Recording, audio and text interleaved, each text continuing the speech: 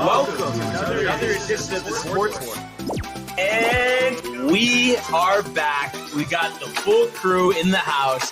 That is what it's all about. The Yankees, out of any team in the league, are the best equipped to handle a blow like this. I think there is a higher power at play here. He's due law of averages. That dude is the ultimate scrub. It's trash. Yeah. Every person you have in there is fucking trash. Next game, you're going to see a big performance. You can see it in the end of the game, and I'm just totally stoked and excited for this.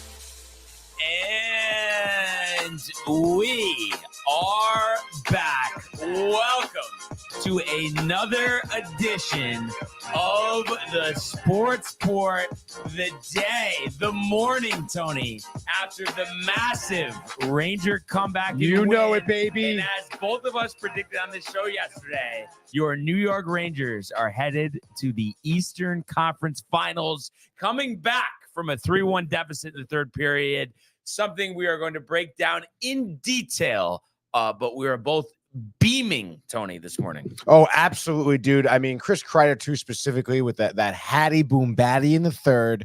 Obviously, I've been meaning to ask that. What does that mean? I should have just looked it up. But wait, what? They're calling it a natural hat trick. What does that mean?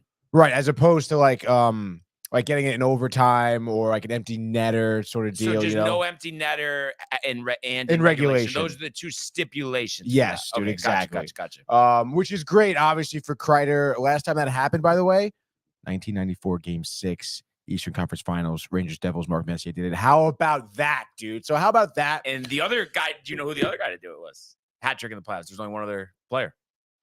Hat trick in the Ranger. Yeah, it was Mark Messier. No, there was one more. Oh, one other one. No, I'm not sure actually.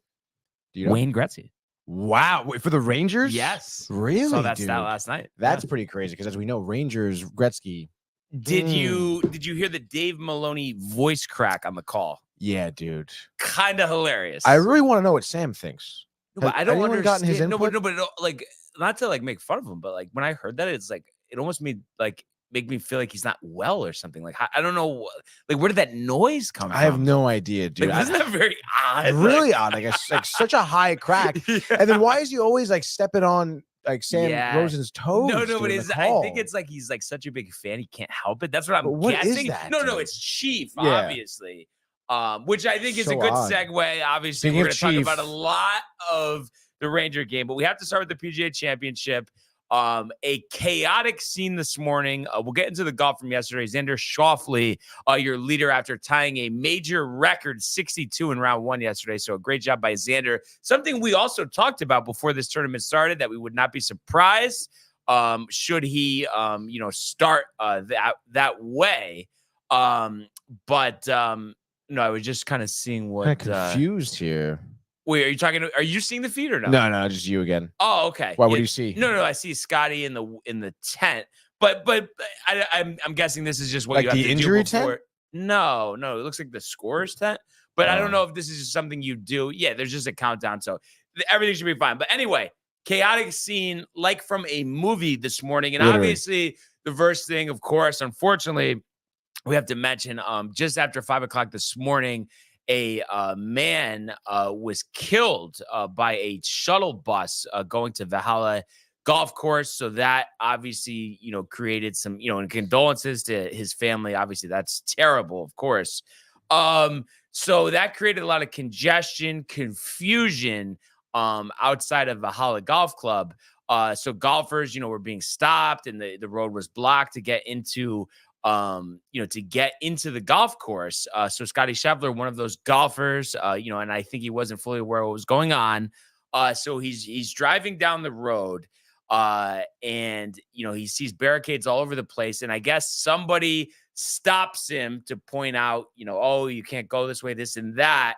And I guess he keeps going at a slow pace. And I think at the time he even said, Jeff Darlington reported that, because he was there, that Scottie said he didn't realize that it was a police officer to begin with, thought it was someone, working at the course. So he kept going. And this officer jumped on his car like he's Tarzan to stop him, which honestly is like one of the most ridiculous things I've ever seen or heard of.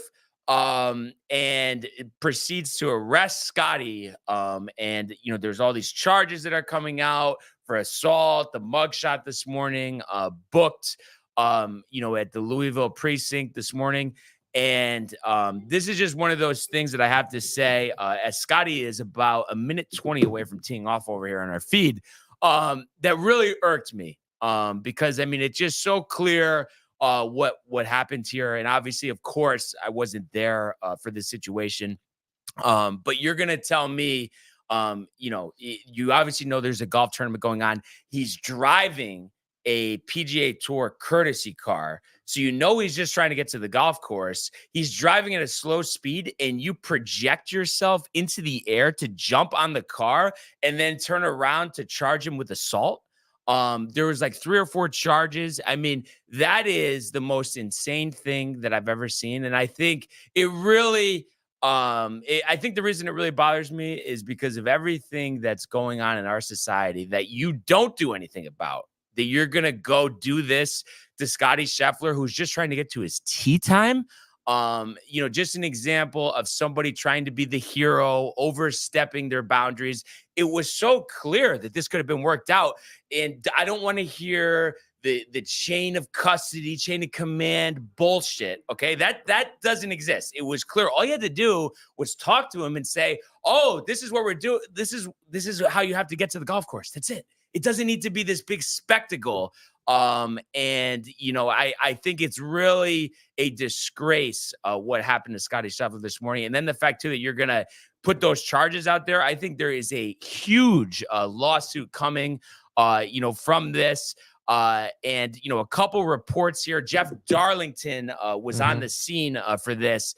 And he said Scottie Scheffler was asking him for help before he was arrested and put into the squad car. He heard an officer say, there's nothing you can do. He's going to jail. And then also he heard Scottie say, like I mentioned in the open, that he did not know that he was a police officer. And then Scottie, a short time ago, released a statement through Jeff Darlington saying, this morning I was proceeding as directed by police officers. It was a very chaotic situation, understandably so, considering the tragic accident that had occurred earlier, and there was a big misunderstanding of what I thought I was being asked to do. I never intended to disregard any of the instructions. I'm hopeful to put this aside and focus on golf today. Of course, all of us involved in the tournament express our deepest sympathies to the family of the man who passed away earlier in the accident this morning. It truly puts everything into perspective. And for what Scottie had to endure this morning, I mean, I think that just shows the class that he has, but I can only imagine what he's feeling inside today, Tony. Yeah. I mean, again, I'm sure, he's probably not even had processed, honestly, what's really gone on, especially because, I mean, he's already he's already at the course. Like he doesn't even have time to think about it. He's got to go right into golfing. Yeah. Not to mention, it is raining too, which is kind of crazy. The weather playing a factor, and for this whole thing to happen to Scottie is really crazy. I mean, you're talking about the #1 world ranked golfer right now, and yeah, like you said, I mean, we weren't there. Obviously, you really don't know exactly what or how things transpired. But like you said, hectic event. But at the end of the day, I mean, you got to understand that there is still a golf tournament going on, and like you said too. I mean, it is a really chaotic situation. Someone did pass away. Oh yeah, not to interrupt, but first tee shot for Scottie into the rough, almost hitting the crowd, but he will be able to play that. Just wanted to mention that, but continue. Well, again, I mean, obviously that's going to be the storyline all day long. Like any bad shot he hits, specifically his first one off the tee shot, it's like, wow, like what are his nerves like? I mean, that mug shot, Brian. So crazy to see him in an orange jumpsuit. Yeah. Like they processed this guy. Right. But I'm saying that's the problem. That's what I'm saying. Like that time is spent on this, and especially after what happened this morning, you're doing that. You're projecting yourself in the air and jumping on the car like a madman. As far as I'm concerned, and I get it, I'm not there, but just from what I know, I think that person deserves to lose their job immediately. Like that is completely insane. He wasn't even driving at a high speed. Like, what are you doing? You're not saving the world. Right. You're creating more problems. And it's like you said too. I mean, I understand maybe you don't know who Scottie Scheffler is, but regardless, it's a PGA marked truck. There's a major championship going on. Literally, you know what's going on. They're going to the course. You can't ask. You can't say. Like you can't give any instruction And also people were able to drive through, supposedly. That's what they were saying on Twitter. So it's complete insanity. And like I said, and the fact too that I heard, on DNR this morning, they were trying to spin it. They're very unhappy with him. The president in charge, complete cover up as far as I'm concerned. They're unhappy with the cop. You're saying the with Scheffler. That he was so dangerous what he did and this and that. You need, like, he's like some fugitive on the run. Yeah. You need to jump on top of the car. Right. Like this is some movie. Like really though. I mean, that's insane. I mean, it's not absurd. Again, I understand. Like, it's a really weird thing to happen at a golf tournament. I mean, someone was killed by a shuttle. Like, it's tragic. It really is. But like, nonetheless, I mean, you as officers, like, you have a duty to obviously like dictate where traffic's going there. And you also have a duty to prioritize certain things that's going on during this event. I mean, it happens all the time. Like cops in the city, stuff like that. I mean, you have some type of docket of like lists, names, pictures of people who should be coming through and people who don't, or people who aren't. And obviously, again, I understand this happened early in the morning, last minute, whatever. But again, I mean, those are things that as like an organization, I mean, you want to kind of have tightened and buttoned up, whereas like, you're still like allowing a flow of traffic. You're still understanding the situation. I think the whole thing obviously could have been avoided if everybody just like stopped and took a deep breath. Like you said, jumping on a car, like you're not, there's just no reason like no one's like, driving stop, into Valhalla like to rob people. Like it's not going to happen. Like again, like, and it's a PGA Mark car. Like, and you should know who Scottie Scheffler was the other day too. Like everybody should be briefed on like who's coming in at what time. Like, and again, clearly there's been such a breakdown of communication in this event, and it's a shame that it really has to happen like this in the midst of a tragedy. People are going to end up probably losing their jobs, or if Scottie ends up pressing charges, or however, even if Scottie, ends up blowing it, dude. On number 3, or I guess number 12, but his third hole, 2 birdies to his first 3 to start. But yeah, it's just not necessary. And I really feel for Scottie, the fact that he has to go through this. It sucks, dude. And especially play a rainy Valhalla. And it is, I guess they were saying technically there's some policy with the PGA, because if there wasn't rain this morning, he would have missed his tee time, but the tee time was pushed back an hour and 20 minutes. So I guess he would have teed off later in the day. But imagine if he had to withdraw from this tournament because of the stupidity of this officer. Yeah, that is crazy. And I know Rick and Dave were talking about it, and I forget who they had on. Jeff Darlington. No, before Bob. Yeah, yes. Bob Wischusen was on. He was kind of talking about his, like, he was on like a back seat type of view to this, watching Jeff get in there, whatever. He stayed in his car. Also, it was very odd to me that Scottie was driving himself. Yeah, but then again, remember like Tiger with the accident and stuff. I think with these courtesy cars, they drive. Which is honestly, I would prefer drive myself. Regardless, he was saying how there is a rule within the bylaws saying that there's like an extenuating circumstance. Yes, why a player would miss his tee time, they could push it back, or he could start whenever. So it seems like he was going never in jeopardy, but still, regardless, I mean, it really is so crazy, and it is. Like, I dare I say, kind of a shame too that, I mean, again, a man was killed, or whoever was killed. Yeah. I don't know any details. I just know it was a man. I don't know, how it happened, but that it was just a shuttle. As Scheffler hits his second shot here, trying to see where this is ending up, and this is in the fairway. Nice, dude. So it looks like he's positioned himself to get on the green from there. Did he just kind of chip it in, or did he try? It was a decent job, but he was in thick rough. Yeah. It's raining, so there's tough conditions out there. But it's going to be amazing to see how he battles through this. And a lot of people on the ESPN Plus coverage were saying they expect nothing but the best from Scottie today. And I would agree with that. I think he's going to be dialed in, and I really do feel for him that he had to go through that nonsense this morning. But that's really all the time that deserves. And we don't want it to take away from all the good stuff. Does he win the tournament now?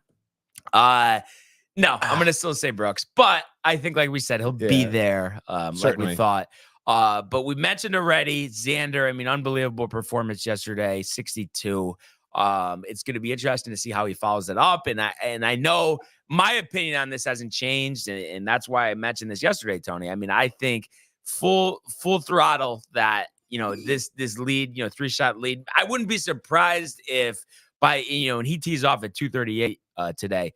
But I would not be surprised at all, Tony, if he, ends up losing this lead today. Xander?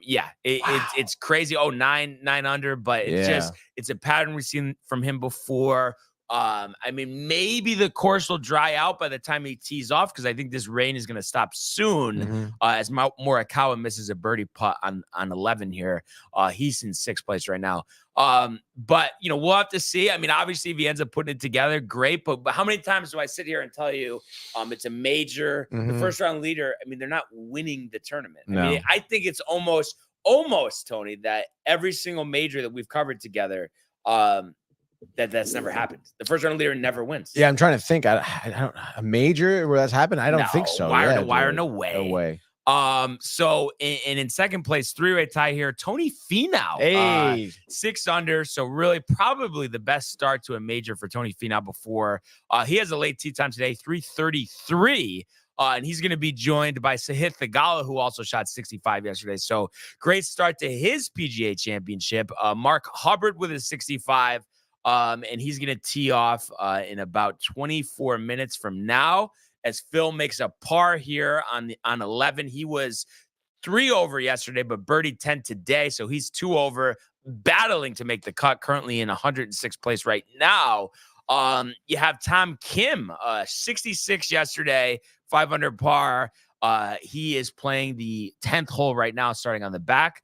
A personal favorite of Tony's, Thomas Dietrich, 5 under 66 yesterday, as well as Rory McIlroy, Robert McIntyre, Colin Morikawa, Maverick McNeely. And speaking of McIlroy, did you see, maybe you didn't see because you were busy doing stuff this morning, but on Twitter, there's so many memes of pictures of Rory saying he's the officer who arrested. Stop it. Oh my God. It's funny because I don't like memes and stuff, but I thought that was one of the funniest things I've ever seen. Honestly. That is pretty funny. Then they were showing they had all these different things. They were showing the cops from Superbad, which I also thought was funny. And then they're showing the cops from, I forget the name of the movie, but with Wahlberg and Will Ferrell, when Will Ferrell has... Oh, the other guys. Yes, they're showing them as well. Dude, so funny. So that stuff I had to say. That was funny.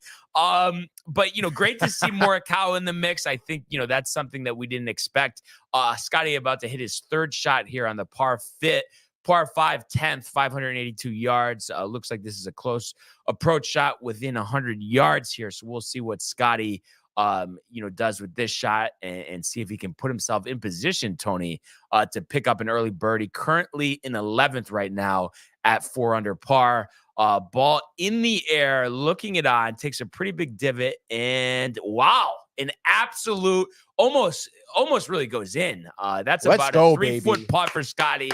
So great start for Scottie here. You would imagine, I know you can't assume anything after, Brooks missing that 4-footer yesterday, but you'd imagine he's going to start his round 2 with a birdie, which is great given the circumstances, of course, Tony. But bigger surprise for you yesterday, Morikawa shooting 66 or Rory McIlroy shooting 66? I guess if I had to say, probably Colin, I guess. Just because, again, we talked about Rory starting off great and then just blowing it down the stretch. So I guess I kind of expected Rory to shoot pretty decently. Right? Yeah. And again, really just like, what we're, expecting to see with Xander, I would expect today to be, a lot more difficult day, for both of them, Xander and, Xander and Rory. But, we'll have to see. Moving down this leaderboard, our pick to win this tournament, Brooks Koepka, 4 under yesterday. So I think that's a solid start. Yeah, I think so. Especially thinking about how he was over par to start Oak Hill last year. Scottie with a 67. So again, those are the type of rounds that you have to have to start out. You don't need to be at the top of the leaderboard, but you want to put yourself a few under par. John Rahm playing the 11th right now, the par 3, 212. Not a good tee shot here, as he's going to have about a 40-foot putt as this ball is rolling even further away from the cup, uphill, up a slope. That's going to be a tough putt, but he was 1 under yesterday, rallying. He was 1 over going into 17, but birdied the last 2 holes. And then, you have Cameron Smith and Victor Hovland, solid 68s yesterday. Both will tee off at 311, so it'll be interesting to see if they can put themselves into contention. You also had Max Homa Bryson DeChambeau shooting 3 under 68. Again, afternoon tee times. Homa going off at 322. Bryson going off at 344. And then we have to get to Tiger, Tony. All in all, it was really a pretty solid round.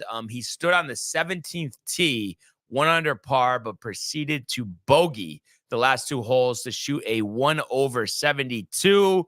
When I think about his round yesterday, I mean, he made some big putts, was hitting the ball well off the tee.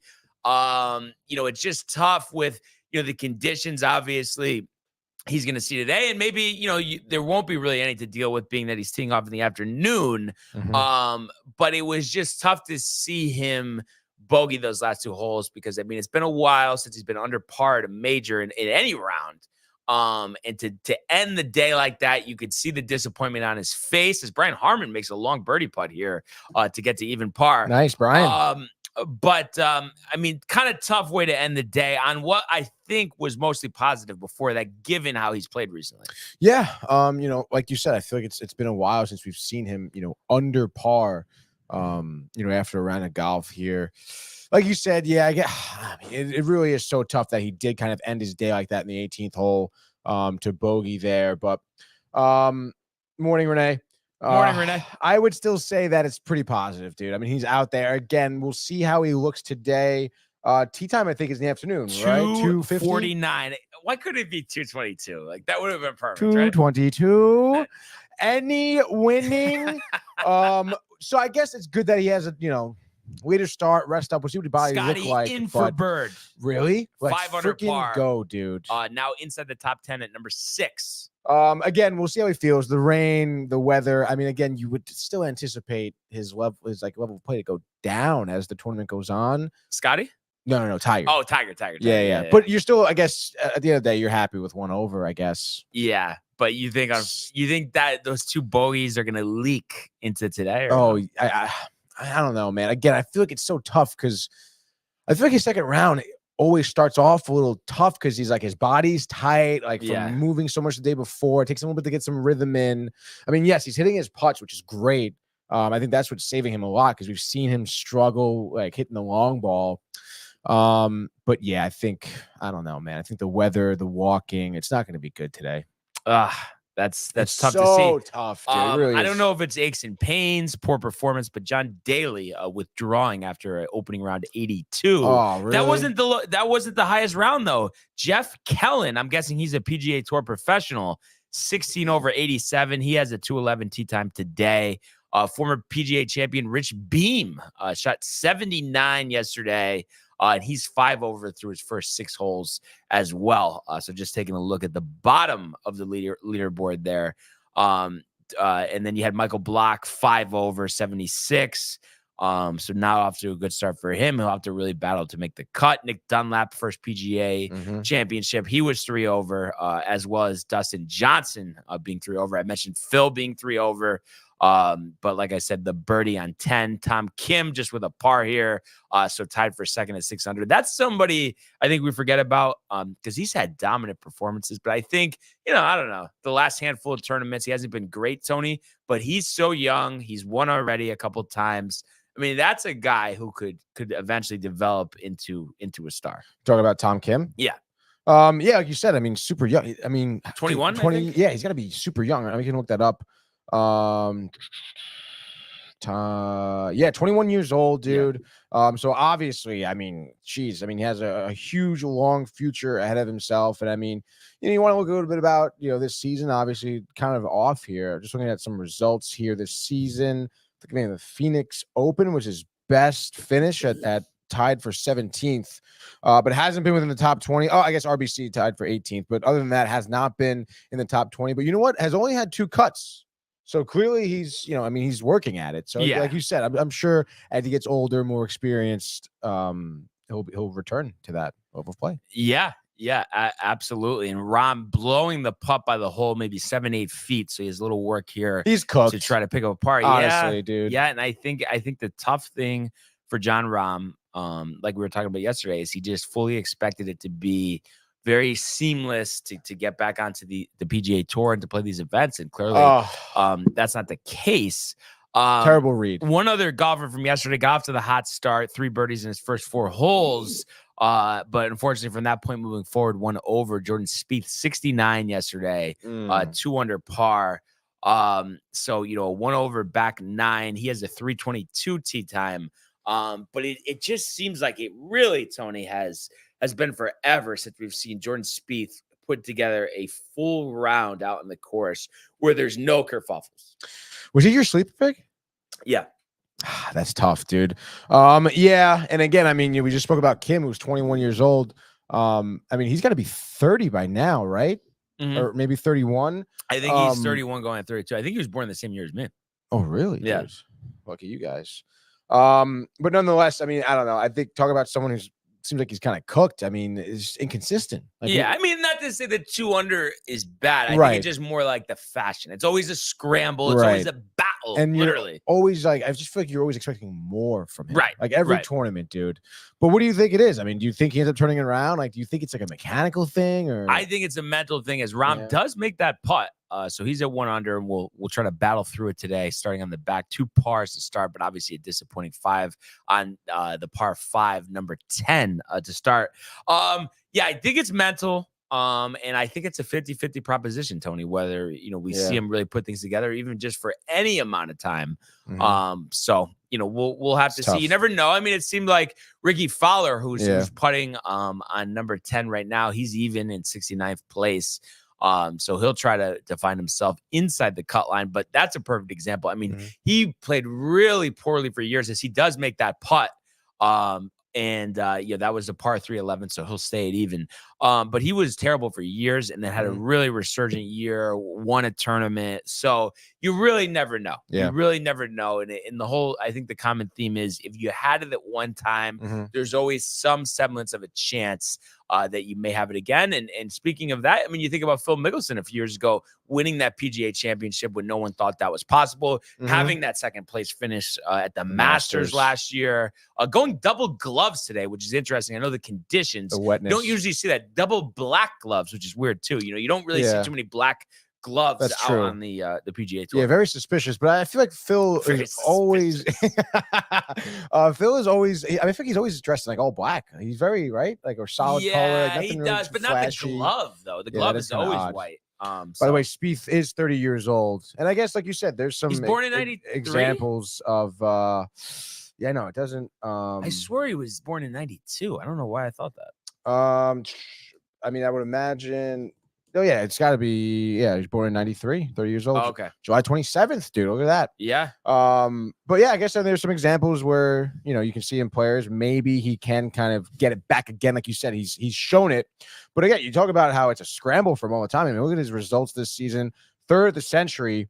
And then it was just like, I mean, he DQ at the Genesis, back-to-back cuts at the Players in Valspar. Missed the Masters cut, right? Cut at the Masters as well. Cut at Byron Nelson. Obviously, we know how he's doing right now. But then all of a sudden, you mix in like a top 10 at Valero. Like I said, he tied for 6th at Phoenix. Very interesting, dude. It's so inconsistent. Like it must be mental at that point. You look at it like that. So. Yeah, definitely. But time will tell, dude. You think he gets a grip on it, or? It's a very. So tough, I'm gonna say yes, just as a fan, but honestly don't know. As Scheffler prepares to hit his tee shot here on the par 3 11th, so we'll keep you adrift there. But while we're watching this, let's catch up on the comments. I know the fans are in the building this morning. Oh my God, yeah, you know it. Just like in Raleigh, the fans are in the building here. Let's go! Kev Doothy, let's effing go. The Rangers take it from Carolina. Scottie doesn't know. Damn hell of a time to get locked up. He says, oh, well, Rangers won. #TC, #Sportsboard, #DTV. And then he also says, the Knicks want the smoke. Let's effing go. Catch TC on Discord watching the game, dude. Wow. There we go. So everybody jacked up for the Knicks, dude. Absolutely hilarious, by the way. People calling in all morning, driving down to Indiana, dude. Like, so sick. Yeah. Georgia, the map quest. Josh B on it, tweeting at DNR. So nice, typical dude. Josh B right on the button, Tony. Brian wondering why they aren't flying down, dude. We have Michael Buckta in the house with another let's go. Michael Dogs, he says. says, it is Friday. Why the F is Scottie arrested? Barnes, You're telling me, Michael. How about we go shopping at Laguna, then hit the beach after and sip on some beer? Laguna? And hit the ocean, dude. Laguna. Did I say Laguna? You No, did. I did Yes, not, dude. Yep. Cindy Lou. Searching for it. Cindy Lou, who, dude? Michael Buckto also said shout out to Kev Do and Josh B. And he says he cannot forget about his favorite iconic voice, good guy AJ. Shout out to him. And then we have Matthew Gabriel with the Let's Go. Big series win. Matthew and I were together. It was sick, dude. He says that is effing dope. Kreider Rangers legend, dude. And he says, F the officer. Let's effing go, boys. The Rangers. How sick. Josh be back with the let's effing go Rangers. The Natty Hattie Boom Batty. He says, Josh he says, what's up to Matty G? He says, and Matthew says, go Barnes, go. And then when he says effing epic, he says, hey Barnes, how's the officer? He's got on the shorts, dude. Oh, Josh man. B still riled the M effing Rangers. And then Kev Do with the classic Buckta. Buckta. Dude. But obviously good to have everybody with us here. Oh, yeah, dude. And I think it's only appropriate, Tony, if we go to the world of the National Hockey League.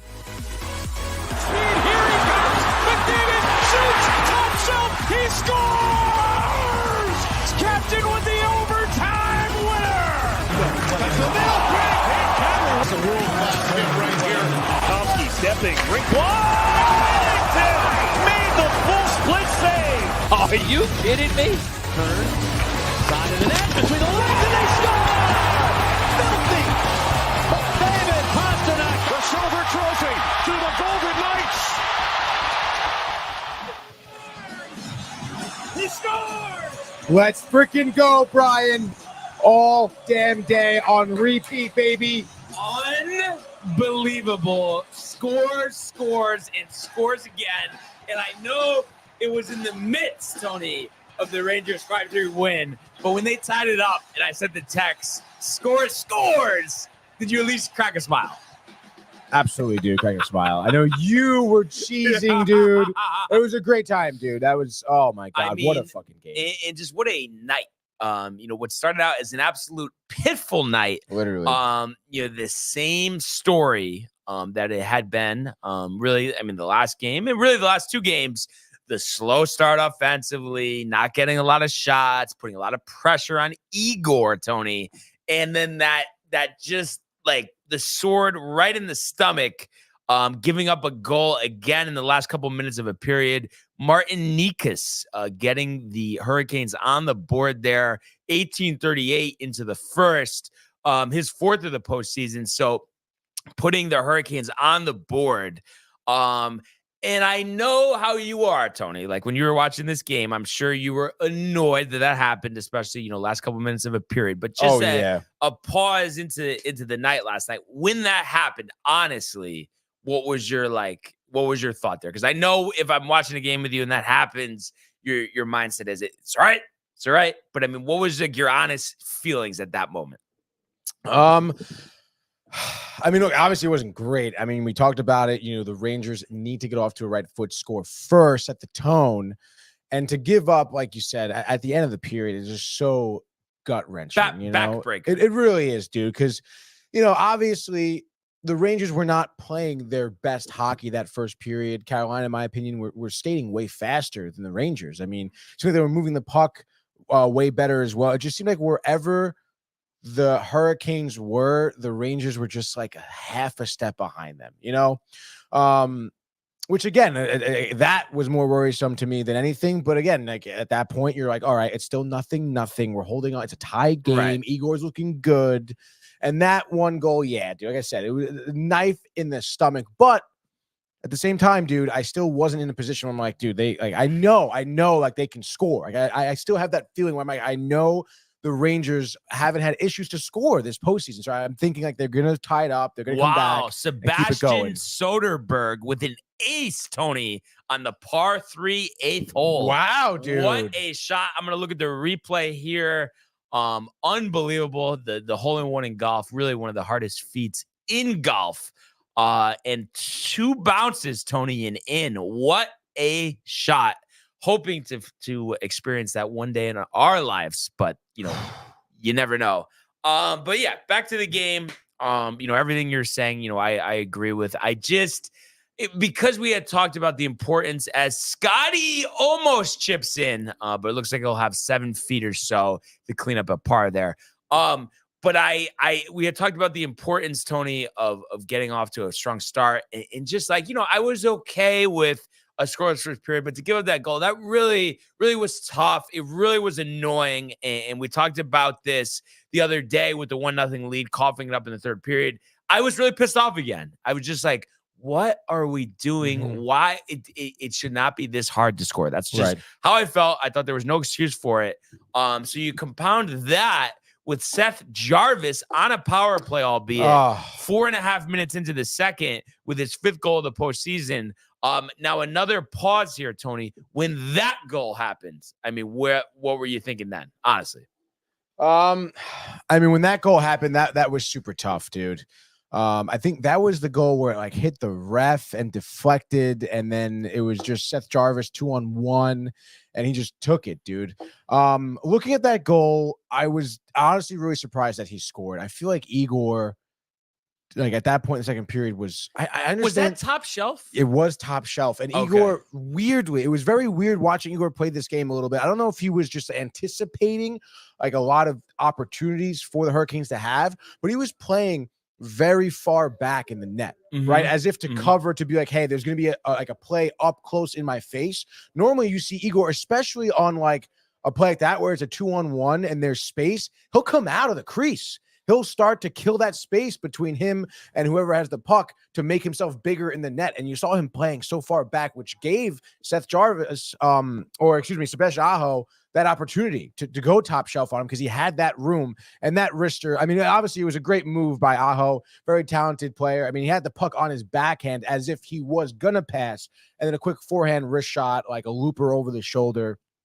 So quick. At that point, yeah, you're a little worried. And again, you're like, all right, Igor was a 2-on-9. But again, like the way that play developed, though, off the ref, I mean, that is, again, gut wrenching. You're like, that's bullshit. Like, that shouldn't have happened. But it did. I mean, and then you're up to nothing. So you're obviously like tight, dude. Like, I'm not gonna lie, I was really dude. tight, and I had finished my round at Gainer and got into Zodi's for the start of the game. And Rich, had met me. And after that goal, I'm like, all right, let's just get out of here. Let's go back. We can watch the game at the same time.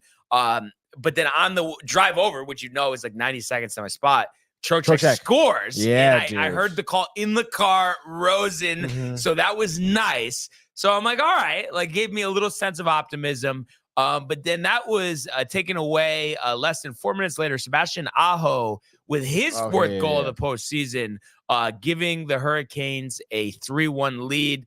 And that was the point where I was literally like, do I even want to watch this? Like, I was literally just that annoyed because it's like, you have that chance of game 4 to close out. You get off to a terrible start, almost come back. Don't. Then you have the lead in game 5 late, and then you blow up. And then to start the game, midway through the second period, down 3-1, I'm just thinking, what the fuck are you doing? What are you doing? How are you this unprepared for this game? That's how I felt at that moment. Fortunately, the Rangers were able to hold strong the rest of that period. And before we get to the amazing third period that it was, Scottie misses his putt on number 11, so he's going to drop a shot. So an even start through 2 holes for Scottie Scheffler. But before this third period started, honestly, Tony, what was your level of optimism that they were going to be able to at least tie this thing, send it to overtime? Pretty low, to be honest. I mean, I was saying to myself, after that Aho goal, again, good goal, whatever. I just kept saying to myself, like, all right, there's 10 minutes in the period left. We need to get one. We need to go into the third period. Like, we need to be down 3-2 at least, that's what we need. We need a goal in the second period. Didn't get one. So third period, you're down 2 goals. Again, with the way the Rangers were playing those first 2 periods, it was looking really bleak. I mean, I think the first period you were outshot, I think like 11-3. Second period was similar numbers at that point. But it certainly looked like the Rangers were just not going to be able to score enough And the Hurricanes, I mean, it looked like they could put more goals in. There was nothing really indicative to me going into that third period where the Rangers could have like sustainable offense. Again, that Trocheck goal was great. Your first line's out there. And it's like that's what you needed. You needed like a line like that to get going, and you saw it. I mean, Panarin, tremendous ability to skate, obviously, and get the puck in front of Trocheck to deflect for that goal.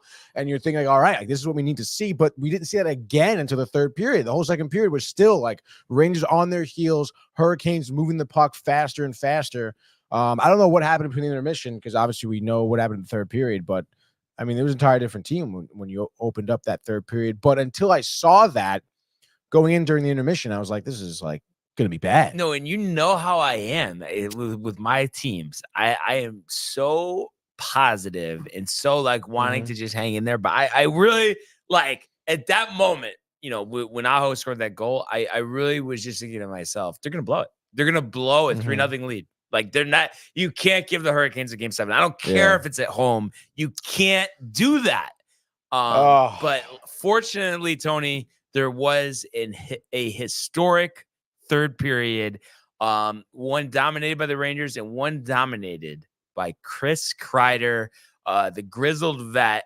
Not 1, not 2, but 3 goals in the third period. Barkley Goudreau, with an empty netter at the end to really seal it. And of course, Igor holding strong. There was, I think it was the Svechnikov shot after they had taken the lead. That was close, and I don't know how it didn't go in, but it did it. And then before the Rangers tied the game, there was that shot too that I don't know how that wasn't a goal, because I guess technically not every like ounce of the puck was over the line. And the Hurricanes hit it out. That was insane. That was so and then crazy. That's another one of those things like that happens. Are you going to overcome it? And I just could not believe, what I saw before my eyes. And Peter Laviolette said it best. It wasn't just Kreider. It was the whole team. But at the end of the day, you need to score goals and to score a hat trick. Not only in one period, Tony, but literally in a 9-minute span. To have 3 goals. That just shows the value of leadership, of veterans, of somebody who's been there before. And who knows? Honestly, this performance may have saved the New York Rangers season. Yeah, I totally think so. And that's been a theme, I think across the playoffs too. We talked about Dallas, even Boston relying on veterans.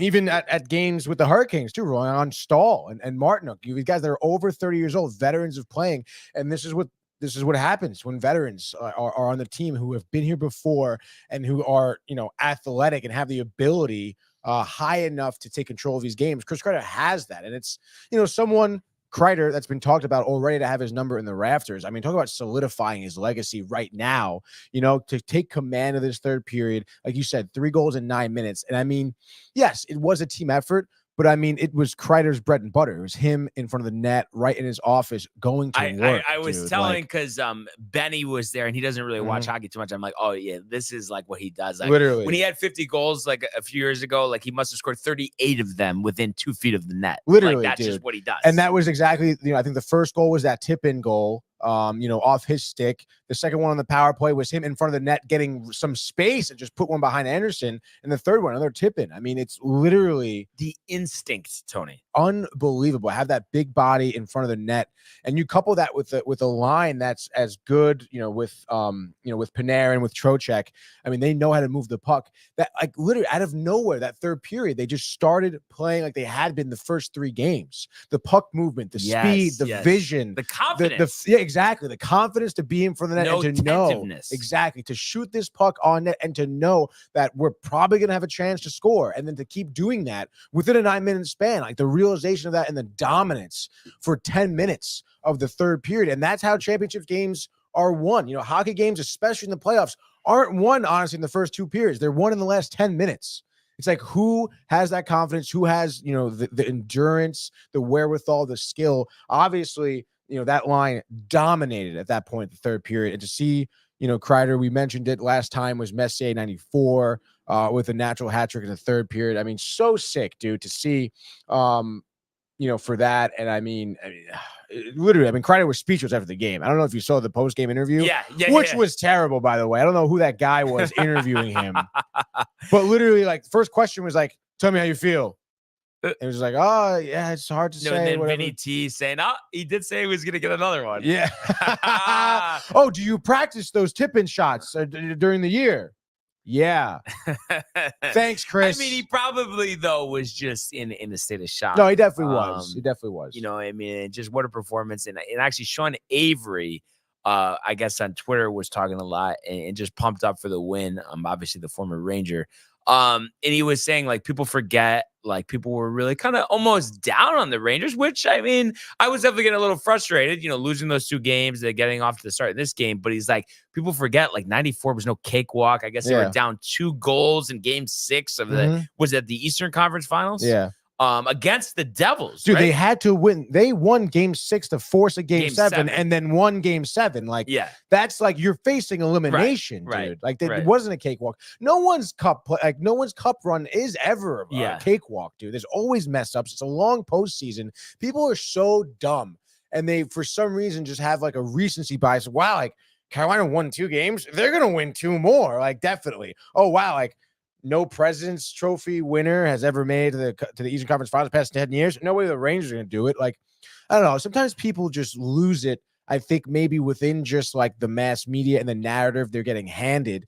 Because, I mean, again, we always talk about ESPN and how they don't cover hockey to the best sometimes, Right. And it's like, so then you get these narratives on ESPN being pushed where it's just like, oh, wow, like, Hurricanes, they're the favorite. Vegas says they're the favorite, and they just won 2 games in a row. Rangers are going to lose this. And it's like, what are you talking about, dude? Like, pound for pound, this is a better team. And yeah, those 2 games, you can, first of all, like, you're not even looking specifically at those 2 games and how they were won, how the Rangers lost those games. And then on top of it, like, you clearly didn't watch the first 3 games. Like, that's what that tells me when you're telling me the Rangers are going to be out of this.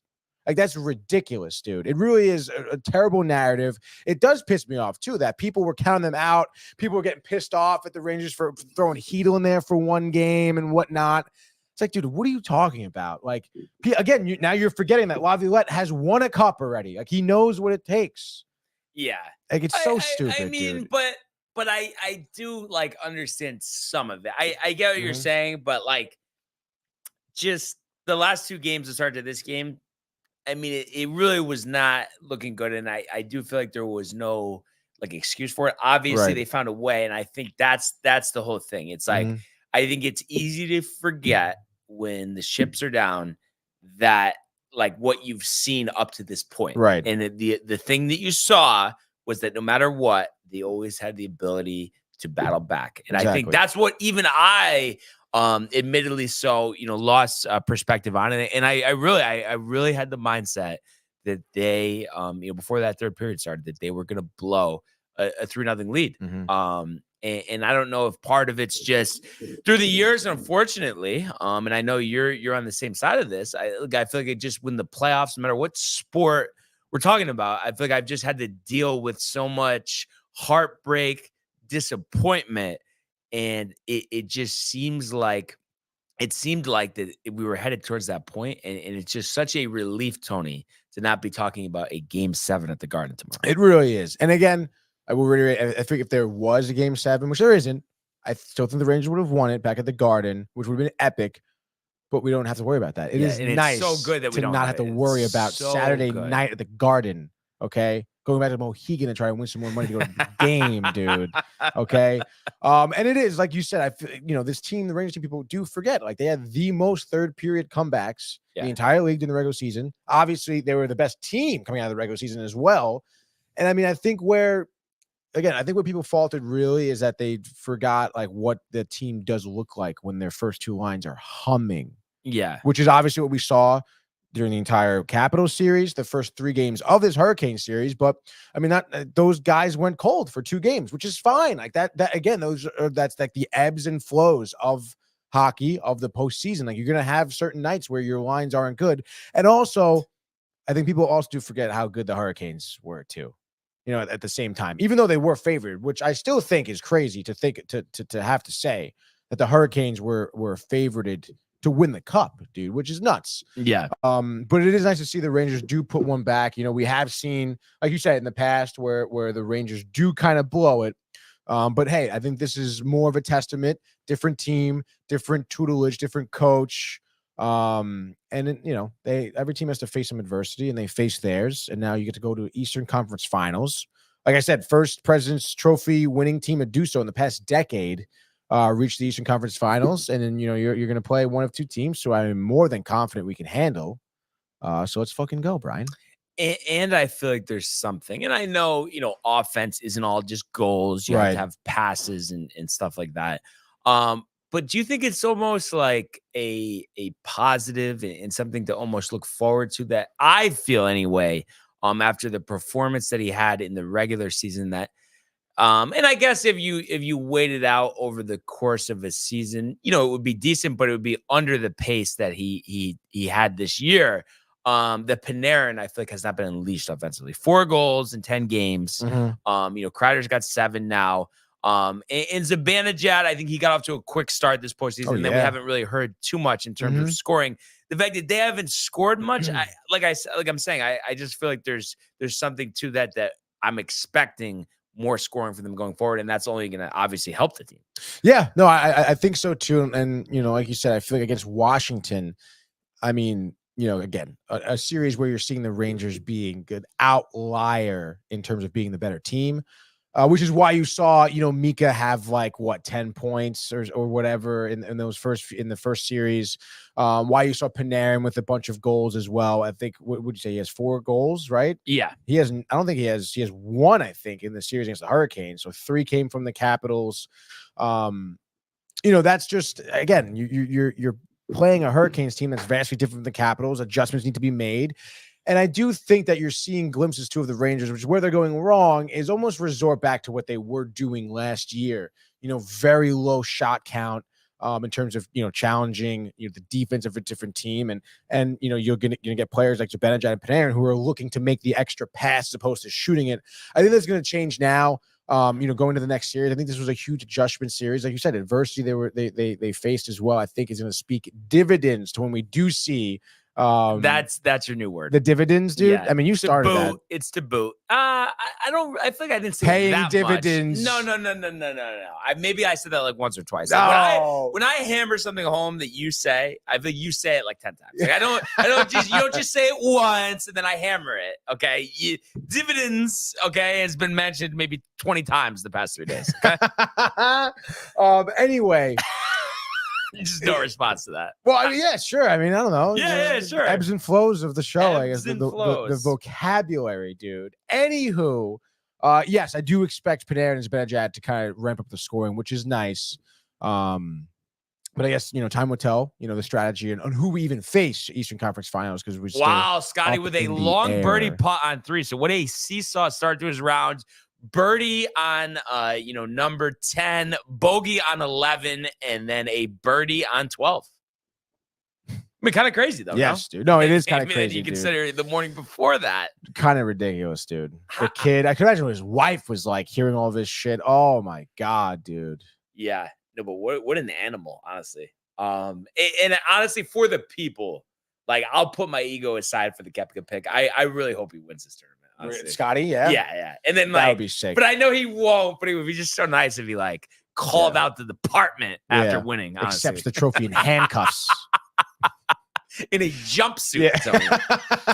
Yeah. But and also too, because, you know, I mean, they kind of, you know, another Tonyism here, but had themselves in a precarious situation. In all seriousness, though, do you think that is going to help them, that they're going to learn from this and they're going to look back at the tape as to what they had done wrong for 2.5 games before this third period last night, and that's going to help the next round, whether it's against Boston or it's against Florida?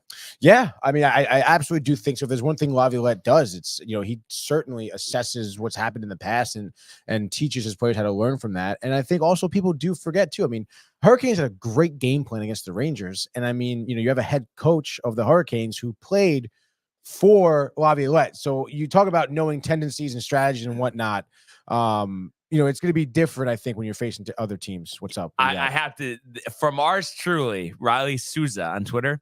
Scottie is about to win a major in all orange before Ricky Fowler could. That is a good one. Wow. That is a great one. Riley hitting it on the head. He's got some good tweets, dude. He does. Yeah, the memes have been unbelievable. And shout out to everybody who's watching on Twitter. I'm just looking on my end here. A lot of people tuning in on Twitter, Tony. Oh, hell yeah, dude. Twitter's popping off, baby. Yeah. Or yeah. X, whatever you want to call it. So and I do hope, and I guess that'll be part of kind of our our frenzy here, but I really do hope there is a game 7 in the other Eastern Conference Finals, because I would imagine then that would be on Sunday, which would mean the start of the Eastern Conference Finals would be on Tuesday, right? I mean, is that Tuesday or Wednesday? Give it Wednesday, probably. Wednesday, yeah. Which would be kind of crazy. It would be, and then we'll have a game for the horseshoe as well, dude. Yeah, that would be sick. Wait. Oh, you're saying the hockey game, Yeah. No, I thought you meant the Rangers. And I'm like, No, how is that not? But it just would, I guess they would, but hypothetically, if Florida closes out, I mean, there is a chance that though game 1 could be on Sunday. If Florida closes out tonight, I still think it would be Monday. I think, I think they will give him an extra day. So, to be determined. TBD. But just what a good feeling, honestly. Because like, don't you agree with what I said? Like, I know you've experienced it yourself in the playoffs. Even just what we had to do with the Rangers last couple of years, like that, like terrible feeling, absolutely horrendous feeling. To be on the other side of it for a change for now. Yes. I mean, it's euphoria. I know. You can relax and enjoy the dub. Yeah. Again, I mean, imagine, dude, a game 7, and I will reiterate. I think the Rangers would win. But regardless, I mean, what is the top saying for game 7? Anything could happen, like that would be the narrative all freaking week. I mean, oh my God. But and wasn't a part of you, like, I know obviously we're not playing the game, but a part of me, honestly, if there was a game 7, would feel embarrassed. Like, you know what I mean? It's like 6 is fine, but I just would have thought going into it, okay, like if it's gonna extend that far, at least like game 6, like kind of show your teeth and like dominate. You know what I mean? But that to scratch and claw. But hey, that's why you have a team full of veterans, and that's something again with hockey. Me still learning that I didn't realize. Going into the season, saying a lot of older guys. Don't need somebody younger. Don't we need McDavid, Tony? But really, you just need a good coach. You need a bunch of veterans. It is kind of ironic too, because going back to the trade deadline too. I felt like that not getting Gensel and the fact that he went to Carolina was really going to hurt us. And here we are. We beat them in the playoffs, and that team is in shambles. I mean, Rod Brindamore, he's probably going to be coaching elsewhere. There's talks of Seattle. Yeah. And then they're going to lose a lot of guys in free agency. Dude, they have that team may be blown up. That's what they were saying. There's on so DNR many UFAs on that team. I think Aho and Svechnikov being the top 2, I believe, like literally every guy. And then again, like they have a ton of guys that they did acquire who are older. Yeah. I mean, is Stahl going to keep playing again? Like, I understand he's the captain. Martin Nuke, these guys are north of 30 years old. And you have your Kochekov and Svechkinov, who I'm sure will be there for a considerable future. Did Gensel sign an extension? I don't think so. But is he a free agent? I think so. Yeah, dude. Which is obviously, interesting. But I guess it just comes down to what the owner's willing to pay, and I don't know because dude, you're fake. But do you know? Because I feel like I've never seen this or really asked this question. Like coaching salaries, like what's like the top? Do you have any idea before you look it up?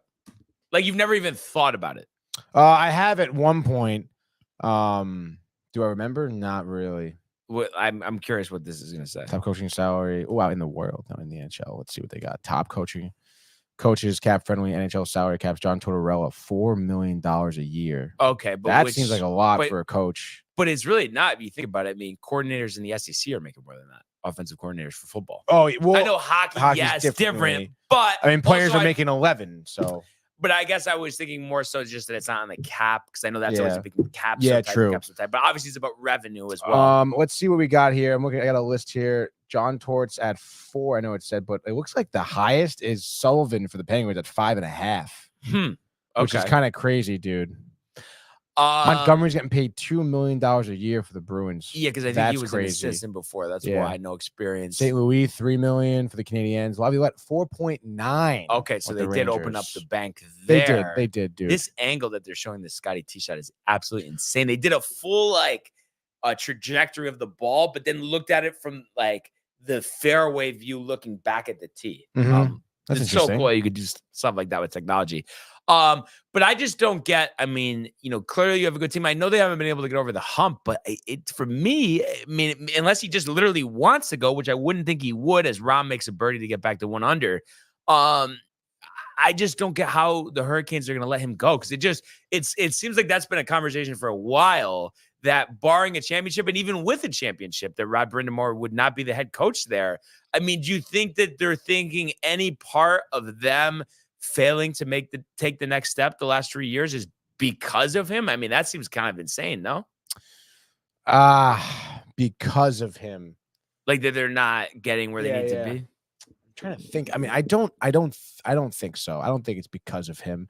Again, I think he played the Rangers really well. Dude. Yeah. I mean, I understand you went down 3-0 to start this series. But also, you got to, like, we always think about who our opponents are. Mhm. But I've said this before. Like, what about for them? Like, we're a Goliath. Yeah. Like, it's not like it's some easy thing that you're supposed to just do. Yeah. And again, I mean, I guess to think about like a Hurricanes fan, I mean, I'm sure going to that third period, you're expecting to force that game 7. I'm sure he was as well.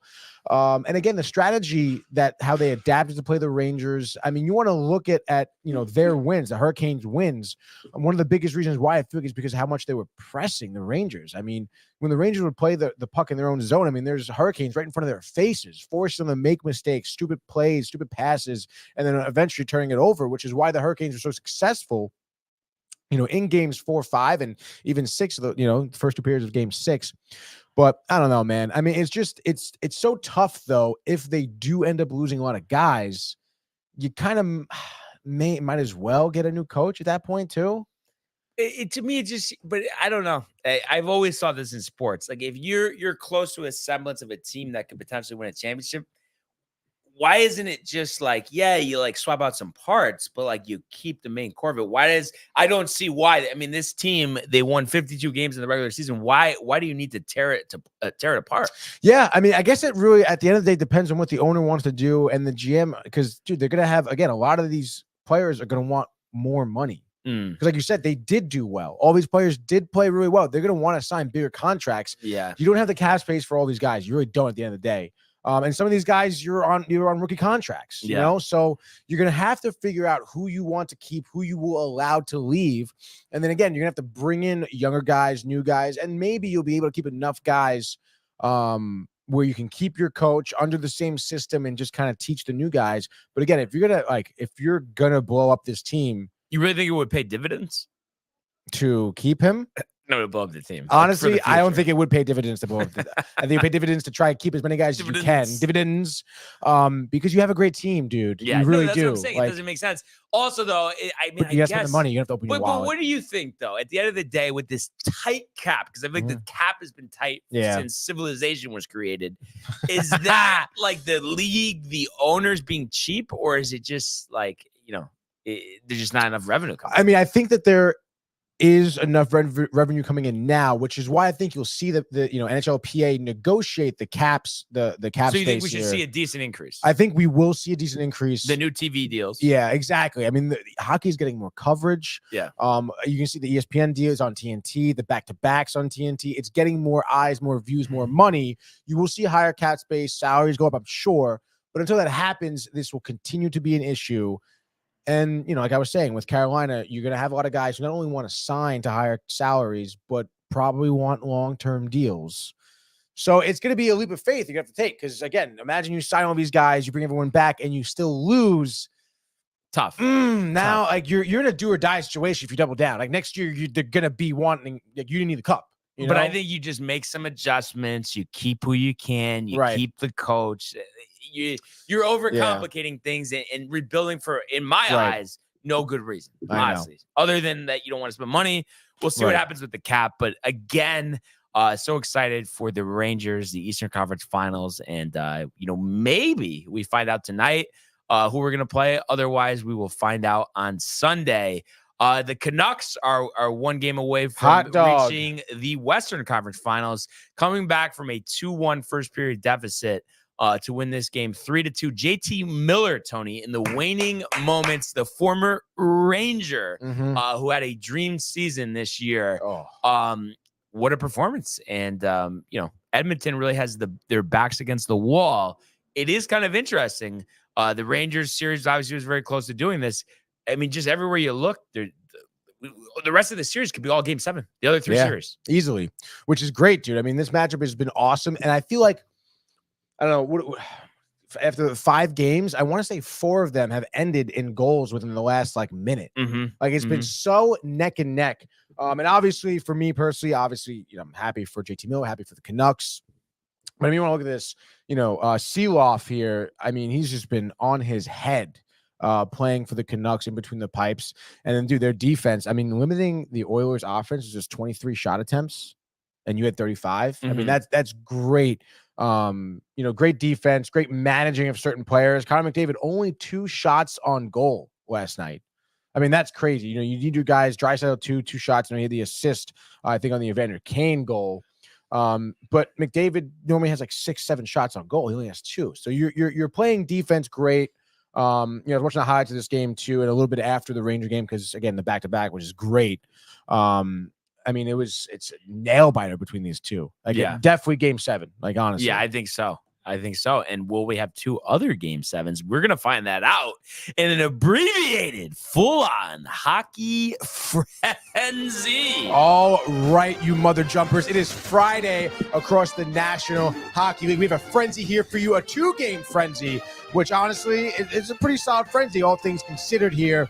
Starting off May 17th here in Boston, Massachusetts, the TD Garden.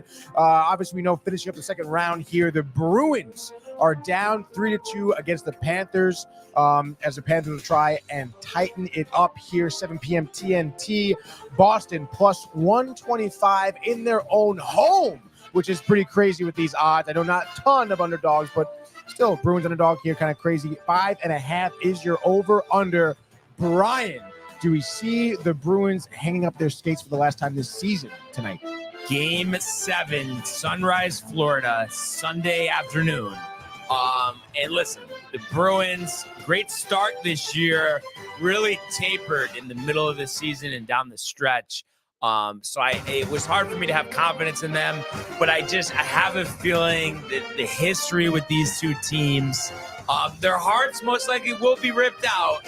But I do think they win this game to force a game 7. I think Swayman shutout, Tony, which is very challenging to do against a Florida offense led by Sam Reinhart, 94 points, 57 goals this year.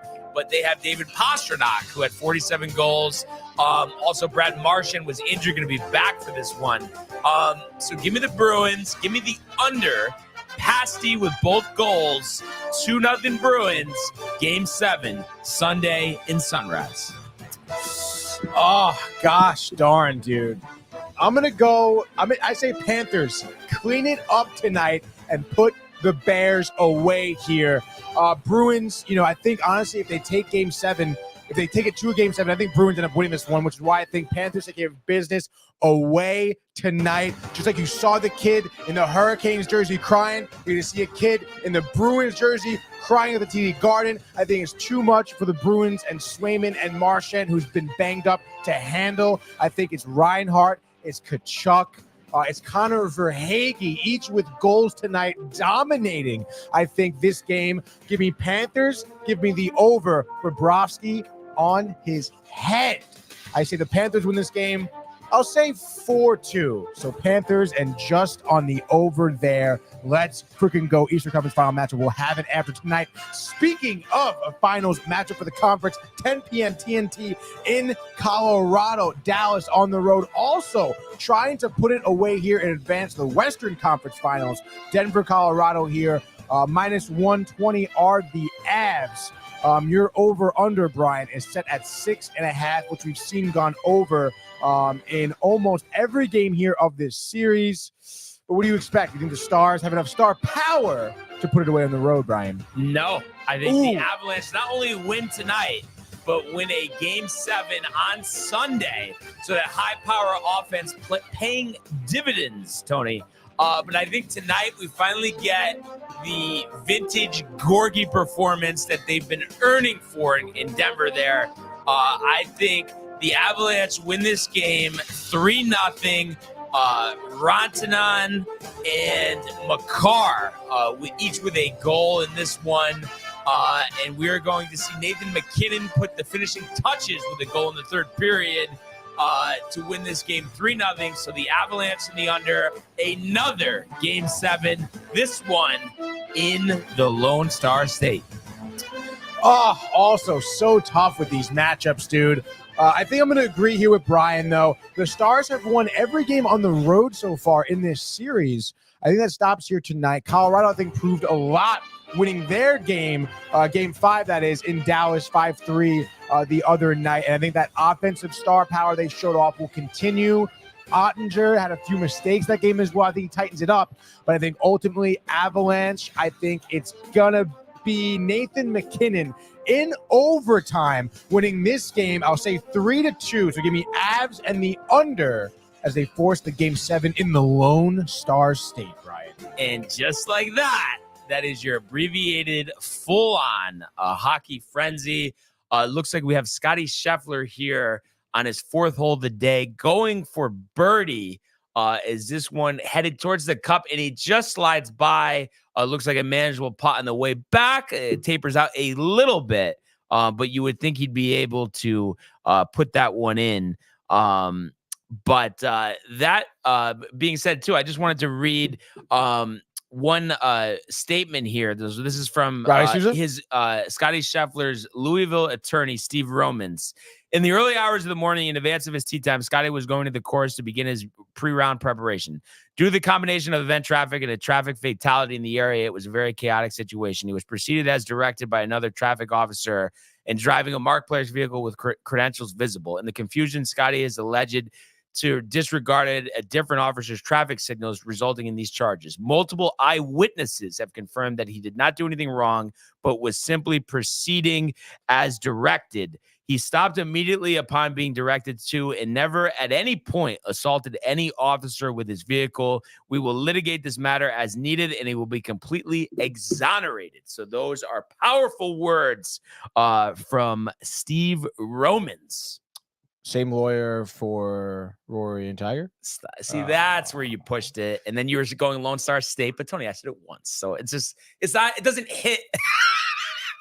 It's a battle. It's a constant battle. That is funny. But I think, needless to say, Tony, there's going to be some good hockey tonight. And it's just nice that like we said, that we could just relax and get the popcorn going, get the Cokes out and see what's going to happen, you know? But I think for you, dude, Friday night, probably a couple, I don't know, Laguntas or something like that. Coronas, dude. Maybe. Who knows? Interesting, dude. Maybe Modelo's, Coronas, Pacificos. I'm honestly feeling Guinness. I haven't had Guinness in a little while, I feel. Yeah. And then obviously I'm sure you'll have a couple at the Horseshoe. That's where the night takes us. On Sunday. So. Oh, yes, dude. Certainly. Oh, yeah. You didn't know that I meant that.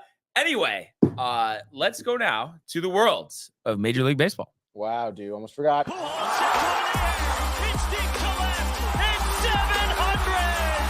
Albert Pujols. Yeah, what a play. Stop it. Yep. And Alonso cracks one. The Mets win the ball game. Out of sight.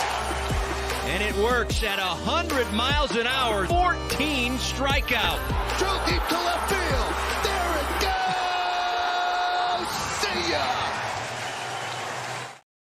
All right. So a big day on the diamond for the New York Yankees yesterday. Yankees win! Completing the sweep of the Minnesota Twins. And obviously, we talked about the record over 162 game span. Can't come to too much of a surprise to anybody. But my biggest takeaway from this, obviously, during this series, a series where you outscored the Twins after a 5-0 victory yesterday by the final score of 14-1. I just like the fact that it seemed like up and down the lineup, everybody was getting hits as Minwoo Lee chipping in here to move to 2 under. So that was great because going into this season, yes, the whole Cole situation and, Rodon, people were concerned about the pitching. I just have always felt like that was going to work itself out. But just the fact that the offense is consistent. But then you have a pitcher like Clark Schmidt, who I've mentioned many times that I don't know. I get impatient. It seems like he gives up a lot of hits. It doesn't seem like he's very good. And then he throws 8 shutout innings yesterday, Tony. Crazy. I mean, unbelievable performance. Clark Schmidt, believe it or not, has been the second best pitcher on this Yankees staff this season. When you're talking about full body of work here, his ERA now at 2.49, 8 innings, Tony, 3 hits, no runs, no walks, 8 strikeouts, and very economical at 103 pitches. And I love seeing this from Boone, and we've seen it all year. Normally he wouldn't have even have let him start the 8th inning. He gets 1 out, gives up a hit on an infield single, and they go mound visit, but doesn't take him out, lets him complete the 8 innings. So I think that's just a big confidence boost for Clark Schmidt. And as big as a Yankee fan as I am, there's no way, Tony, I ever would have imagined that Clark Schmidt would be 5-1 at this point in the season with a 2.49 ERA. So if they've unlocked something this year with Clark Schmidt, that is gonna, in all seriousness, pay huge dividends.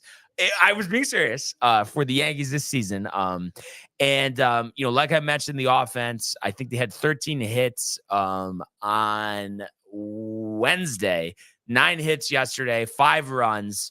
Volpe, a first inning home run off Joe Ryan. And then, you look at Aaron Judge, another 2 hits. So his hot streak continues. He had 2 doubles. So I think he had 3 doubles the previous game. So 5 doubles in 2 games. Kind of crazy if you think about it. Volpe, hot start, went through the lull, 2 hits yesterday. That averaged back up to 273. Glaber seemingly coming out of it, 2 for 4 yesterday. Verdugo, Wells, and Birdie all with hits as well. Victor Gonzalez, a clean 9th for the to pitch to close out this series. And the Yankees are 30-15 through their first 45 games. So that's all I could ask for, and it's just nice that you go into the weekend and you have 3 games against the White Sox. Obviously, that should be a sweep, no holds barred. But you would think at the very minimum, Tony, without putting in any ounce of effort, you're winning 2 out of 3 and winning yet another series. And you're in first place right now. And Garrett Cole's making his way back, as is Jason Dominguez. Not too many questions in the Bronx these days. No, it doesn't seem like it. I mean, you said it. I mean, you got White Sox coming up, a team that's like 13-30 right now, whatever they're at. Another team coming out of the Central that's bad too, that you've been dominant against. I know they've had, whatever games, the freaking Field of Dreams game. But nonetheless, I mean, you do expect a sweep, at bar none, Brian. But I guess my question to you about Clark Schmidt is, I mean, do you expect this level of play to keep up? Do you think we're talking postseason and he's like a dominant pitcher where you're like, this is a great guy in the rotation that you're going to be fearful of?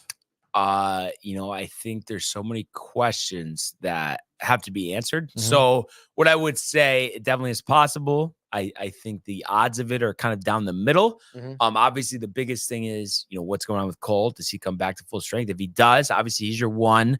Rodon, of course, is pitched to be your 2. And then going into the year, I mean, you had a pretty good sense, even though it was a tough year last year, what he had done the previous couple of seasons, that Nestor would be your 3. But, would we be surprised if the Yankees pick up a starter before the deadline, especially if this rate of play continues and they really want to take advantage of this opportunity, which you would imagine they would. So it's tough to really say. Obviously, if he continues this, they're not going to have a choice.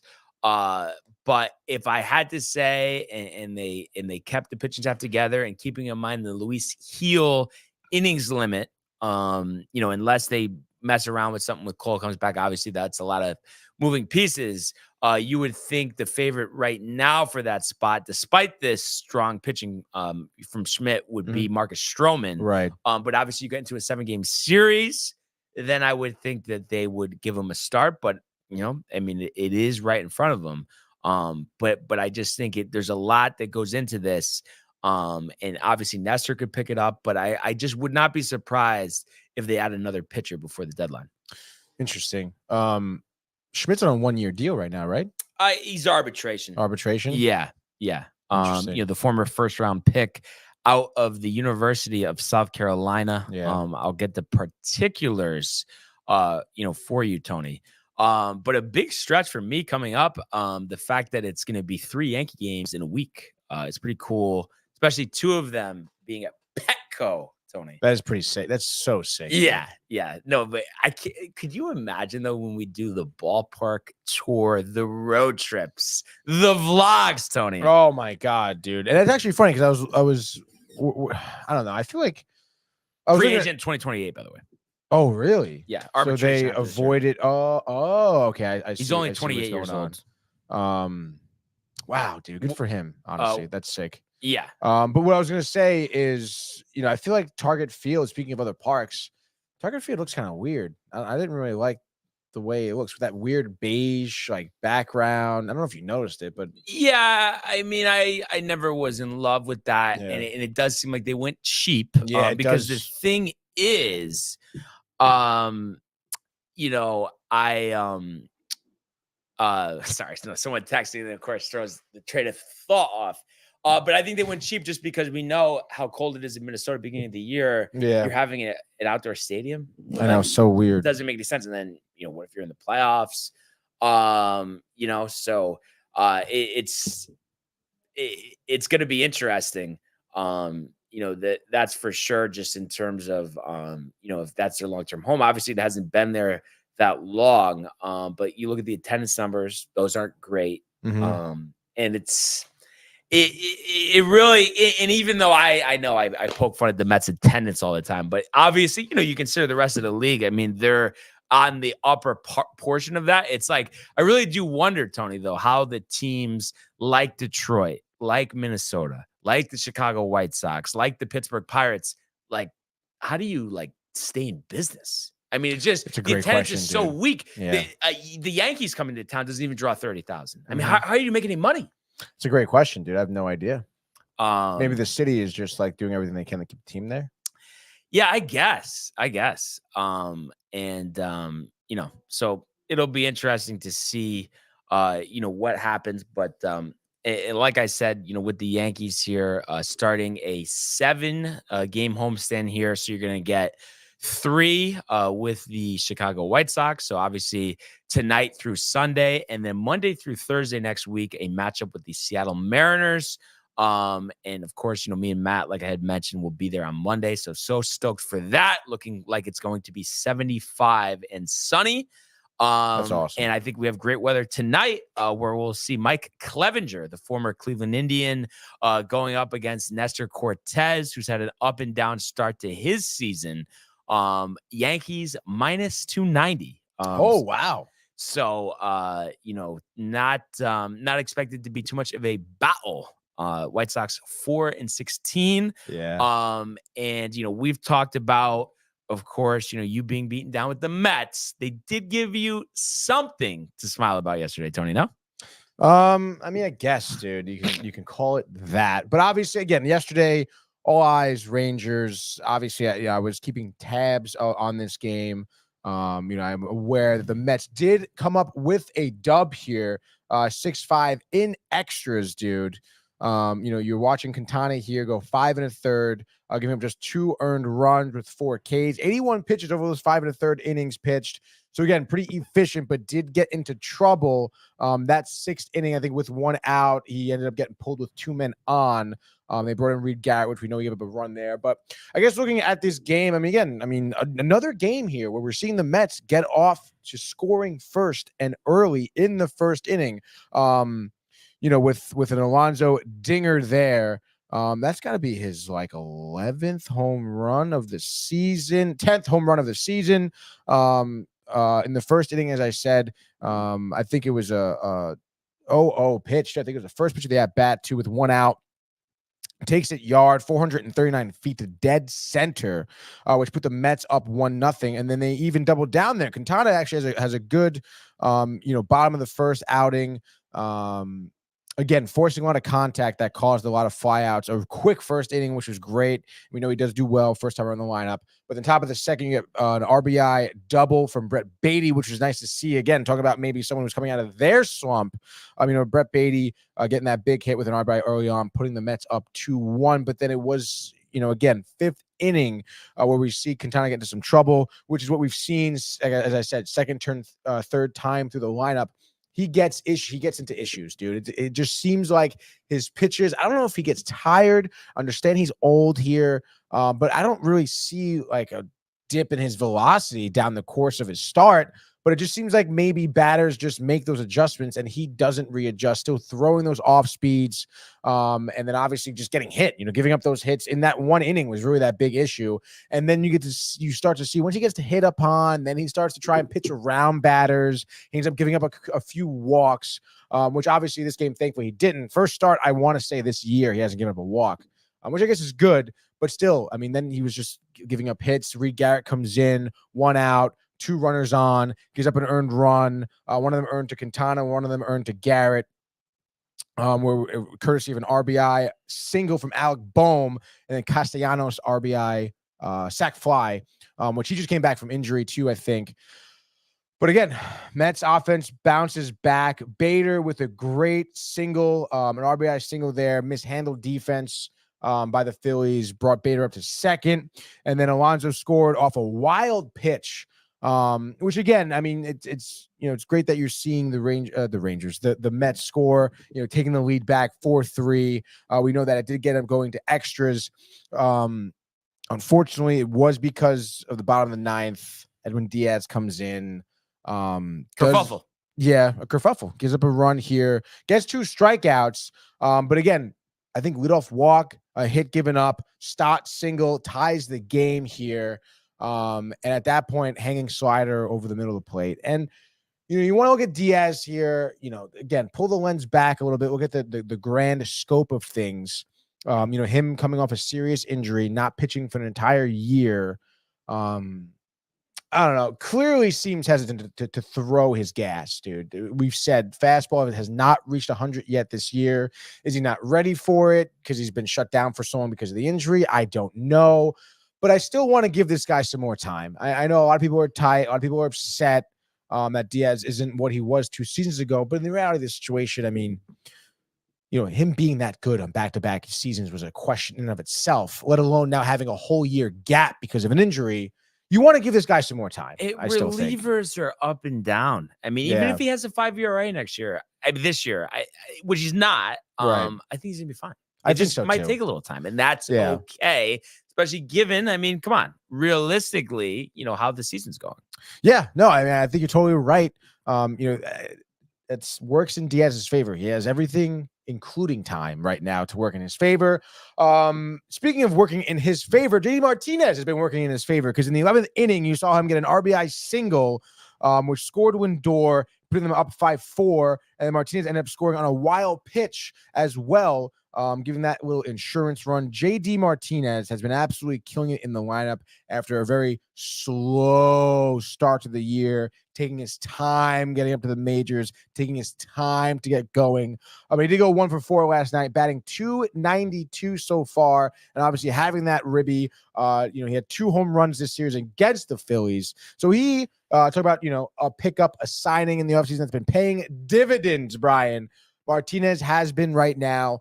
You even do see, again, we've seen Vientos have a little bit of uptick in terms of his offense. Maybe he's running a thing or two up in the majors with JD, who knows? But it is nice to have that veteran DH in the lineup while his bat is hot. Love to see that continue during the course of the year, because obviously, he's a fan favorite as well, around the league, really, wherever he goes. So, that's a great gut out extra inning win here to give the Mets something against the Phillies. Next time we'll see them will be in England in June, mind you. So hopefully that Yeah. the flight isn't for nothing. I mean, I think the dudes. biggest detriment to the team is Steve Cohen. I mean, still going out with the tweets, deleting them. Dude, mean, I think there's no place for that. No, Dude. wait. I'm Like, telling he's over his head. And please clip this, save it in the archive somewhere. Steve Cohen owning the Mets. It's not going to work out. It's over his head. He doesn't know what he's doing. And his inexperience is showing him. Listen, I agree with you where he has inexperience. I don't think he's in over his head, though. I think he's going to buckle down at one point. And I think, honestly, I mean, looking at it, I think Stearns is a good move to see what they're going to be doing at the trade deadline. I think you're going to see some significant moves. I mean, I will say, I mean, that tweet thing with Cohen, I mean, what are you doing here? I mean, that's, again, even if you tweet it out there, who the fuck cares? Then stand behind it. Be like, yeah, the team is sucking right now. Like, yeah, I want to make moves at trade deadline. You're going to see moves, of course. I don't want the cloak and dagger. I don't want, oh, should we do a DM? Let me do it. You put it out there, brother. Okay. Stand behind your tweet. Figure it out, dude. I mean, that's immature. It's stupid. And it's the last thing the Mets need when you're playing like an absolute shit show, getting dismantled by the Phillies, a divisional rival. I know the best team in the league, one of the best teams in the league, albeit, but nonetheless, Michael, you have to approach this scenario with a sense of realism and professionalism. And again, you say like you're like one of the fans, then be like one of the fans. Then stand up, tell the people what you're doing, what your plan is. I still don't even know what the plan is. Are you blowing the team up with the trade? Are you? So what are you so confident about? Just exactly, dude. Stearns. That's what. What am I so confident about? Yeah, I'm saying. I think at the end of the day, this guy is gonna blow up this team, and he inherited an absolute shit show, which is why it still is a shit show, you know. But and yes, he I could, mean, he could be is further ahead now, though. With who though?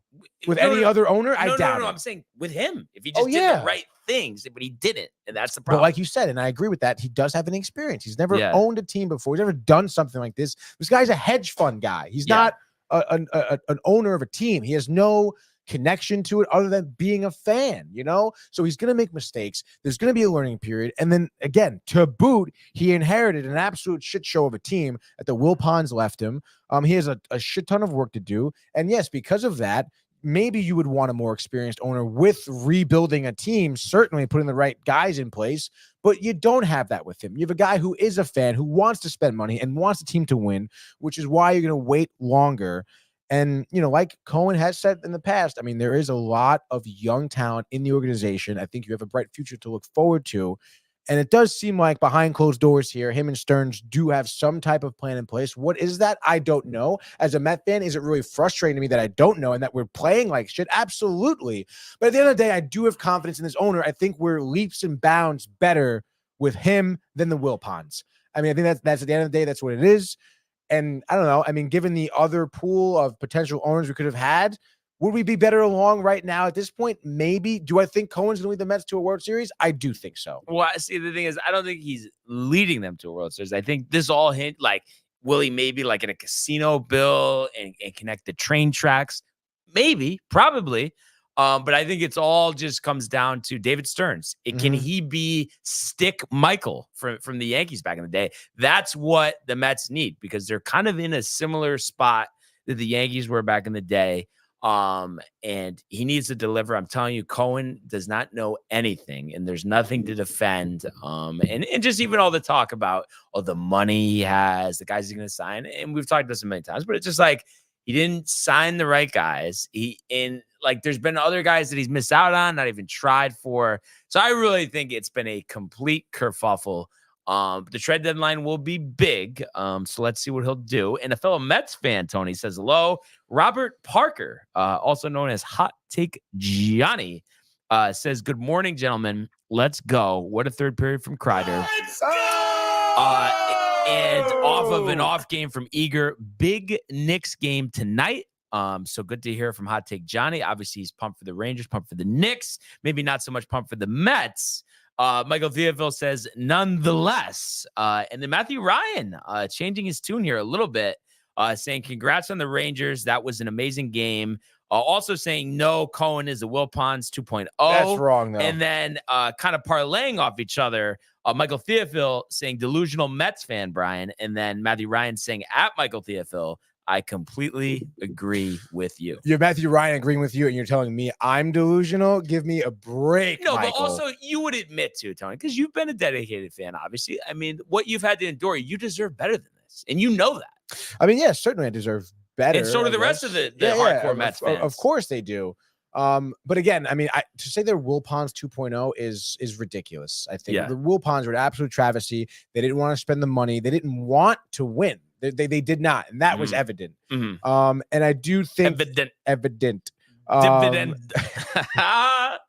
I do think Cohen has obviously made mistakes. Again, I mean, I'll say this over and over again. Like, he's not an owner. He's not used to being an owner. He's never owned something like this, never done something like this before. There is growing pains. And again, that's just growing pains for your owner. Talk about trickling down to players not playing well, managers not doing the right calls, having a GM that was not at all like qualified. Yes, you could say, well, Cohen hired him. Yes, but obviously, you know, he was sold on whatever. Yeah. And that's the mistake he made. But but is there just a part of you that because I just feel like from hearing what you're saying, it's just like I feel like you're just set and like you're just not going to go off of it. That with Cohen, no matter what, it's going to work out, even though like not everything is pointed at or anything for that matter. But I just feel like you're saying, nope, he's got it. He's got it. Like what? Why though? What is it? Because he has a lot of money and he's a big fan himself. Like what is the endless confidence thing with Cohen for you? It is because of the money and the fandom. I mean, I think that guy, again, I mean, you want to look at him as a person in terms of his career. I mean, the guy is very successful. Everything he does touch, he commits to it. He doubles down and he ends up making profits. Like, he's successful for a reason. He was able to buy the Mets for a reason. Yes, maybe looking at this as a business deal could be wrong, but at the end of the day, I mean, he's a fan too. He does want the Mets to win, and to have an owner who does want that is huge. And I think you're going to see that at the trade deadline. I mean, he's had a lot of hard decisions to make, really tough decisions to make as an owner over the course of his tenure here as the Mets owner. And he's continuing to have that. And I'm telling you, like, this trade deadline, he is going to blow up the team. He's going to bring in a lot of different guys. And you're going to see probably new faces in the Mets. And will that maybe bode well for them? I mean, it could not. But I mean, he's going to make necessary moves to put the team in the best position to be winning. If Matthew Ryan was on the phone, I think you would hang up with him and start cheesing, as he says. Then Tony, why has his team sucked for 2 years? Come on, Steve Cohen is completely lost. Michael Theophil adding, profit doesn't mean championship. And then Matthew Ryan also says, come on, he doesn't know how to build winning teams. I mean, again, arguably doesn't want to build winning teams. First time doing it. And you want to look at the grand scheme of things in terms of the Mets have been losing. Yeah, certainly. But you want to like zoom in on some of the problems that he had to figure out and he had to deal with. I mean, those are some things I haven't seen some teams deal with in years, you know, like losing Jacob deGrom, inheriting Jacob deGrom, first of all, and that issue, inheriting the Syndergaard issue even was ridiculous. I mean, he had to deal with that. He had to pivot away from deGrom, and I'll stand by. Picking up Verlander was, at that time, the right move to do. I mean, it clearly outright was. There was no other pitcher to replace deGrom. Did it work out? No, but that's because Verlander was riddled with injuries. Do you see that coming? No, dude. Do you see some of the absolute 40 years old, though? I mean, dude, we've had this conversation a million times. Literally, World Series, Cy Young Award winner. Right, like, but I'm saying, I think the year before, but I think Brian. We all, with any sport, when someone's 40 years old, no one is surprised if the following year, after a good season, that they fall off. I mean, that's just, we've seen it happen too many times. It doesn't come as a surprise to anybody. No, but I mean, when you're looking at a guy to replace Jacob deGrom, that is the one guy to replace him. There is no other guy. There was no one in the organization you could bring up, no one from a different team you could bring in to be like, this is going to be our guy and have that level of confidence. Is it unfortunate that you had to pay that guy a lot of money who was old and didn't work out? Yes, but then what did he do? He pivots, gets rid of him, gets two great prospects, which we will probably see, come up to the majors. And that is something that a lot of owners, I feel like, do not have the wherewithal to do, to cut ties from a huge investment and put that money, those losses towards something else. And I mean, in terms of what Michael's saying, where profit doesn't mean championships, that is the profit that you're looking for. Like that is the profit. He's not looking for profit for money. The profit I'm referring to is championships. Like, so again, like, you want to talk about his profits throughout his endeavors. He's seen it. He has it. This endeavor, the profit will be a championship. I do have the confidence that he's going to put the best Mets team that he can together. And he has done that. Not for nothing. He has done that. Okay. At some point, you have to blame the players. I don't understand. People, not Cohen. And again, I understand the inexperience, the mistakes he makes, but every owner does that. Every owner has an experience. Every owner makes mistakes. Okay. I think a lot of people aren't putting the blame on the players, because because I feel like the players have let the teams down, the fans down, the ownership down more than anything, dude. There's so many players on this team that should be better than what they're doing right now. And that, I think, is really the bottom line here for the Mets organization. I mean, because the players are fucking up. The players are not doing well. And we could really go on with this forever. But of course, getting up against it. So just want to read a couple more comments. Matthew Ryan says, look at Pete Alonso. Wasting money on pitchers with Justin Verlander was a waste of time. No good players want to go to the New York Mets. Steve Cohen should just sell the Mets. Also said, come on, he's embarrassing himself. And then Michael Theophil saying, good could just be selling. I want championships, but just wants profits from the Mets. So Tony kind of taking it on the chin in the comment section. I mean, yeah, you could try and say he wants profits. He's taking a loss every fucking year being an owner of the Mets. If there's anything, meaning that he's even being more stupid. No, it means he's fucking committed. He understands that it's going to be a process. All right, like this isn't just like yeah, I understand. I mean, what is this, fifth year as an owner? I don't know. Now I want to say, I mean, this is crunch time for sure. But at the end of the day, you can't tell me he's in it for the money. He's lost so much money by buying the Mets. You know how much more rich he would be if he never bought the Mets to begin with? Yeah. Like way more, dude. There's no way in hell he's lying about saying he wants championships and he just wants profits because he's not making any profits. So this is going to be very interesting to see how this plays out. Obviously, just how the Mets play leading up to the deadline, what they do at the deadline. So just because we're up against it, Tony, just we'll put a frenzy on hold, but just Mets, Marlins, 3-game set in Miami this weekend, Scott versus Luzardo tonight. When we are talking about this on Sunday, are we talking about 2 out of 3, a sweep? What are you expecting to see in Miami this weekend? I mean, again, obviously the Mets not playing great right now. Coming off that win is huge against the Phillies here. And I think playing, a Marlins team who, let me see how I know they've been better than the Mets for sure this year, but looking at their last 5 games here, dropping, I guess, 2 out of 5 here, struggling a little bit against Detroit. Maybe you have a Marlins team, only scoring, 8 runs in 3 games, and 3 runs in the past 2 games. You got a nice young Christian Scott. Oh, hey, what do you know? Like a nice prospect you have who's 24 years old, who you could see have a lengthy career with the Mets, and who knows, maybe lead the team to a World Series. Who's been playing really well against a team like the Marlins, who has struggled offensively the past 2 games. You could see a hot start from him. I expect to see that. And you're, batting against Jesus Luzardo, who has an ERA that's ballooned up now to a 6, and who has not had a win so far. But you asked me looking ahead, I guess, on the schedule for this 3-game set. You have Luzardo hasn't done well, Garrett, and then Sanchez, who Sanchez has run into a little bit of trouble, I guess. But yeah, Scott, Sevy, Minaya had a great start, his last start out against the Braves. So yeah, looking at 2 out of 3, I think, to expect here. 2 out of 3, which plays. Yeah, I mean, obviously it's Miami. There's a chance maybe they could get the sweep and then they get back to 500. Kind of reset things. Yeah. And I think that would give everybody, a good feel. But I agree with you. I think at least 2 out of 3, far better team than the Marlins. They're a dumpster fire. Talk about bad ownership. And speaking of bad teams, the White Sox, the Yankees this weekend. I'm expecting a complete abomination of the White Sox this weekend in the Bronx. Clean sweep. I mean, like maybe outscoring them like 28-5 or something. Like, I mean, it's not even going to be close. And I think Juan Soto, who, he's had a couple hits here and there, but is struggling a little bit. I think he'll have a big weekend. So really looking forward to that. And then just 2 more things on the way out. First question for you, Knicks Pacers tonight. Is there a game 7 at the Garden on Sunday, Tony? I don't think so, to be honest. Knicks close it out tonight. I think Knicks close it out tonight. Yeah, huge. I mean, he's been smooth like butter. And I think he's going to continue that trend here. Like Mike's been saying, like you've been saying, like everyone's been saying, Pacers, Tyrese Halliburton, underwhelming. I think a lot of their guys have not been scoring that they expected to. And like I said, I would imagine that the Knicks just take control of this game. Same deal as I think game 5, where they had like a 20-point lead going into the 3rd, or even at halftime. I would expect something like that, to be honest. I think Pacers roll over and die. I think the Pacers win tonight, but the Knicks win Sunday afternoon. Wow. Just kind of from what I've seen this series, but obviously wishing them well for all of our fellow Knicks fans out there.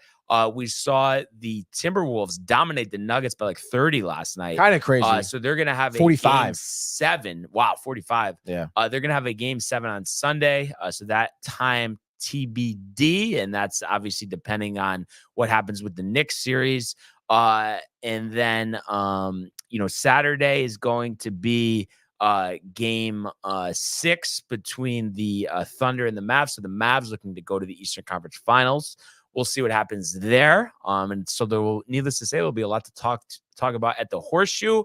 Update from Valhalla. Scheffler obviously hasn't teed off yet. He's still in the lead. Only one shot clear now of Mark Hubbard, who's surging up the leaderboard, 8 under, and he's through his first 3 holes of the day.